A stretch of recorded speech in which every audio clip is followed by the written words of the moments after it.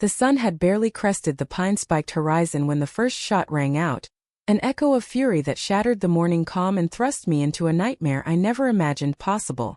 I remember standing by the cabin's porch railing, my son's laughter trailing behind him as he chased pine cones across the yard, oblivious to the danger slinking closer. In that moment I felt invincible as any father would, but Karen's black SUV, lumbering down our private road like a vengeful fortress, changed everything. I sensed her arrival before I saw her. The oppressive hiss of power brakes, the suffocating aura of entitlement that preceded her every move. My son froze mid-stride as she disembarked, her ample frame cutting a ludicrous silhouette against the serene forest panorama, arms akimbo as though the world had her sworn allegiance.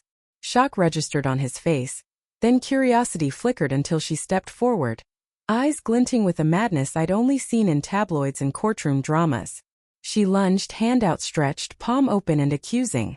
"Give him to me," she demanded, voice trembling with a twisted sense of righteousness. I felt a primal rage ignite in my chest, a father's protective fury swelling against her outrageous claim. She believed she had the right to take my son because she'd convinced herself I was an interloper, a stranger who dared to trespass on what she deemed her land. How dare she cross that line? The wood beneath my boots felt suddenly unstable, as though even the earth recoiled at her audacity. I moved between her and my boy in a heartbeat, fast but measured, the culmination of years training minds as an FBI agent, but unseen until now. She recoiled, startled by my presence, and in that instant I saw the truth flicker across her face. Panic and disbelief. She'd underestimated me, assumed I was just another powerless civilian. I inhaled deeply, memories of every lesson, drill and discipline flooding back. The cabin stood silent witness to her unraveling plan. In the next heartbeat she lunged again, faster, desperate, and brutality flashed in her eyes. My muscles coalesced in that flash. I tackled her. A precise motion honed by judo training. Her bulk collided with the pine-studded soil in a thunderous thud that reverberated through the clearing. Branches rattled overhead, time slowed, and she cried out, a sound that morphed from authority into animal terror. My son huddled behind me, frozen with wide-eyed awe. I gathered my strength, pinning her shoulders into the soft earth, feeling her rage as it pulsated like a live wire through her every sinew. I spoke low and calm, voice carrying the weight of authority she so desperately craved. "Let him go, Karen." Her face contorted, mask of entitlement slipping, and the first genuine shred of fear fractured the facade. But she tried to twist free, whining about her imagined rights, her belief that she could commandeer my child to punish me for a pasture boundary dispute that never existed. She ranted about HOA codes and protecting the community, words that dripped with self-importance and delusion. I tightened my grip, using leverage rather than strength, enough to immobilize her but not harm. Tears of fury and shame mingled on her cheeks as she realized the full scope of her humiliation. The twist came. A figure emerged from the treeline, a stooped old man leaning on a gnarled walking stick, eyes sharp beneath a battered hat. It was old Tom, the reclusive neighbor whom Karen had publicly vilified for years, accusing him of trespassing and feeding bears. He watched the scene unfold, lips quirking into a knowing smile. With deliberate calm he walked forward and placed the stick against Karen's shoulder, pressing gently but firmly. "You might want to rethink this, Karen," he said, voice rasped by age. His presence was a revelation.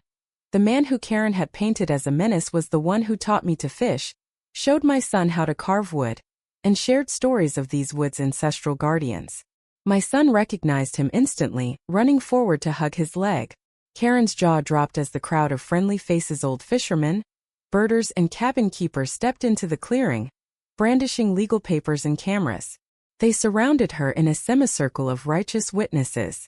Karen sputtered, trying to assert her dominance, but the world had turned against her. In the hush that followed, old Tom produced a letter, an original deed from the 19th century proving our exclusive cabin rights, signed and sealed by county officials. He handed it to me. I held it aloft like a trophy, every eye on me as I read the inked signature aloud. Karen's face went ashen, the mask of superiority crumbling into disbelief. Her protest dissolved into a whine as the assembled neighbors recorded her meltdown, voices clamoring for an HOA investigation into her false claims and attempted kidnapping. In that charged silence I released her, stepping aside. She scrambled to her feet, clutching her dress as though dignity could still be saved. But the deed, the witnesses, and my son's tearful embrace spelled her downfall. The hazy morning light caught on her sweaty brow, turning her rage into shame. She stammered apologies, promises to make it right. But no one would listen. I scooped my boy into my arms, feeling his heartbeat quicken against my chest, his wide eyes shining with relief and pride. The neighbors cheered softly, a chorus of vindication that rippled through the trees. Karen's SUV sat idle behind her, a monument to her hubris. She climbed in, slammed the door, and roared away, her entitlement scattering like leaves in her dust. I held my son close and felt an overwhelming surge of gratitude to the forest that sheltered us, to old Tom and the community who stood by us, and to the training that kept my family safe. But above all, I felt the power of truth and justice, a force unstoppable, when wielded with courage and solidarity. As the cabin settled back into stillness, I set my son down and patted his shoulder. "You did great today," I murmured, meeting his gaze. He grinned, fists raised like a tiny champion. In that moment I knew this story would spread beyond these pines, a testament that no amount of entitlement can triumph over love, truth, and skilled resolve. "Now it's your turn." Was Karen right to claim the law on her side? Or did she cross an unforgivable line? Share your thoughts, right or wrong. The dust settled across the pine needles as the final echoes of Karen's engine faded into the distance, leaving behind a newfound quiet that felt as sacred as sunrise. I steadied my breath, letting the tension drain from my limbs, and guided my son back onto the worn porch boards. He pressed his cheek against mine, small fingers tracing the FBI badge I still wore on my belt. In his wide eyes I saw pride mingled with relief, and I realized that this moment, this victory of truth over entitlement, would shape him for life. Together we surveyed the clearing. Footprints in the earth, a toppled brush pile where Karen had made her first frantic grab, and the wooden sign that now seemed almost prophetic in its blunt message. Old Tom's figure retreated into the forest's edge, his silhouette melding with the shadows he'd long inhabited. But his presence lingered like a benediction. As neighbors began to disperse, voices low with whispered congratulations, I felt a warmth of community I'd never anticipated when I first sought solitude beyond city limits. Word of Karen's audacious attempt, and its dramatic undoing, would spread like wildfire through HOA forums and local news feeds. Cameras that had once captured her self-important declarations now bore witness to her humbling defeat, every gleaming lens a reminder that power wielded without empathy crumbles upon the smallest stone of justice. Over the following hours the county sheriff's office arrived, officers stepping carefully around the cabin perimeter as they unfurled evidence bags and took statements. My son watched solemnly as I recounted events, each gesture measured, every fact recited with the precision instilled by years of interrogations and case reports. The deputies exchanged nods and murmurs, impressed by the unassailable legal documentation old Tom provided, and by the eloquence with which I described Karen's unlawful intrusion and attempted kidnapping. An hour later, I signed the final affidavits and watched as the lead detective glanced at me with respect, a silent acknowledgement that a lifetime of service had prepared me for this very moment. With the paperwork complete, I invited the officers to join us for coffee on the porch. They declined, citing protocol and their next calls, but promised swift action. Charges of trespassing, child endangerment, and false imprisonment would be filed by day's end. As the sirens faded and the deputies slipped back into their cruisers, I closed the cabin door and leaned against its cool wood. My son tugged at my hand, reminding me that our story still needed closure beyond legal victory. So I gathered him close and led him inside, past the rocking chair where his laughter once danced in the morning light, to the wall where we kept photographs of his milestones. First steps, school plays, summer camps. Today I added a new frame. A candid snapshot old Tom had taken just before the sheriff arrived, capturing my pinned hold and Karen's look of stunned reproach. I mounted it with care, then stepped back as the image settled into place. "This is the day you learned that courage and truth protect more than just our bodies," I told him, voice low with awe. He nodded, understanding more than his 10 years might suggest. That night, beneath a sky faintly glowing with starlight, I sat on the porch swing and let memories of the past swirl in my mind. I thought of the endless HOA meetings where Karen had lectured neighbors on rules she invented, of the cold calls demanding my compliance, and of the simmering fear that I'd never truly belong in a place rife with entitlement. Yet in facing her, I unearthed something deeper. A fellowship of outsiders, artists, retirees, adventurers bound by respect for land and each other rather than by codes penned by self-appointed tyrants. I imagined how our story would inspire them to stand firm when their own Karens emerged from the shadows. Before sleep claimed me, I penned a letter to the Homeowners Association's Oversight Committee, detailing Karen's actions and enclosing copies of the sheriff's reports. I requested that she be stripped of any HOA authority and banned from future assemblies.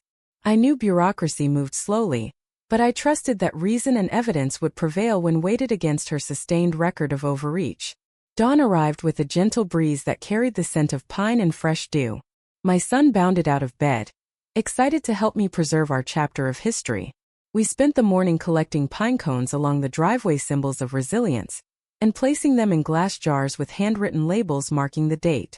Each jar would remain on our mantelpiece as a reminder that when the world threatens to overwhelm, small acts of preservation and truth can tip the balance. As neighbors passed by on their morning walks, they paused to wave, smiles genuine and warm. Mrs. Alvarez from Cabin 9 handed us homemade muffins, offering apologies for not intervening sooner.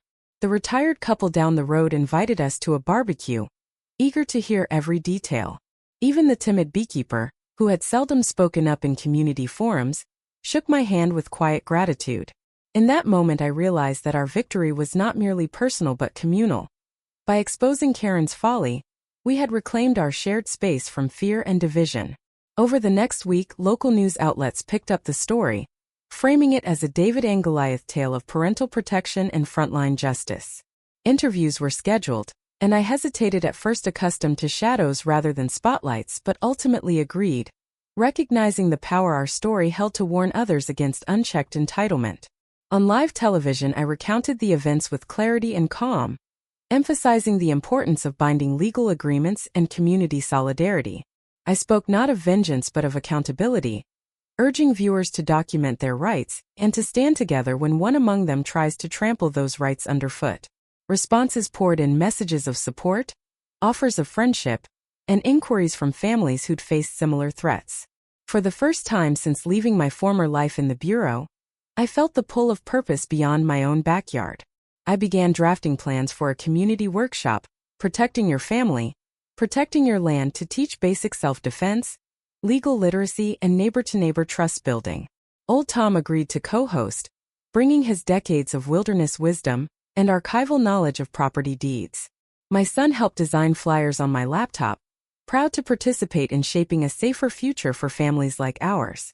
As summer waxed and waned, the cabin transformed from a haven into a hub of empowerment. Boards on the porch displayed schedules for the workshop, and the scent of pine was joined by the aroma of shared meals. In this sanctuary I discovered that true justice permeates through education and empathy, as much as through courtrooms and handcuffs. Late one afternoon, as golden light filtered through the trees, Karen returned, this time accompanied by a lawyer and a small entourage from the HOA board. She stood at the end of our drive, looking small beneath the towering pines she once claimed as hers.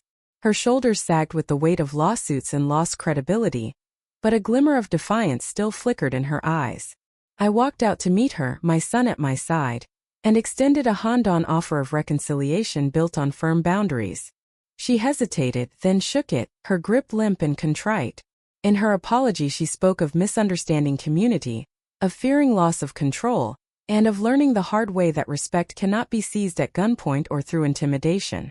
I nodded, seeing in her a cautionary tale, that power without compassion breeds collapse. We parted not as enemies but as neighbors tempered by adversity. When autumn's chill arrived, the workshop concluded with a celebration beneath a canopy of copper leaves. Lanterns glowed, laughter rang out, and the jars of pine cones lined the windowsill like silent totems of our shared victory. I held my son aloft for a final toast to community, a toast to courage, to truth, and to the bond that turned strangers into allies against injustice. In the flickering light, I understood that our story would echo beyond these woods, reminding all who hear it that entitlement finds no refuge where hearts stand united. And now, after all this, I ask you, when faced with a Karen demanding what is not hers, will you stand silent or stand together?